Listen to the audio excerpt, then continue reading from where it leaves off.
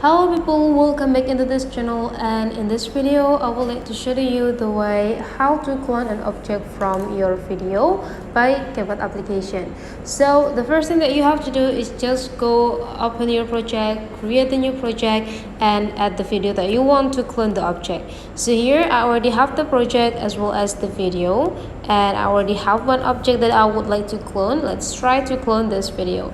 So the thing that you have to do is just go click the clip, and after that we need to make this clip become a duplicate by go find the duplicate tools down here.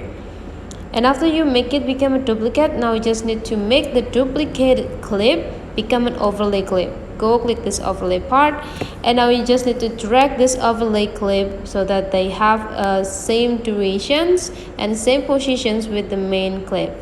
And then after that you just need to go click the overlay clip, and let's remove the background by go find the remove background on this side, and then you just need to go click it and wait until the background is removed. Whenever the background is removed, go click this checklist button, and you'll see you only have one object on this video, right? But then whenever I click and drag this object, you will see what is happening next. You already got two objects. And how to get more, you just need to go click the overlay clip again, and after that go find the duplicate and just click it, and you will get the same. Just drag it with the same position.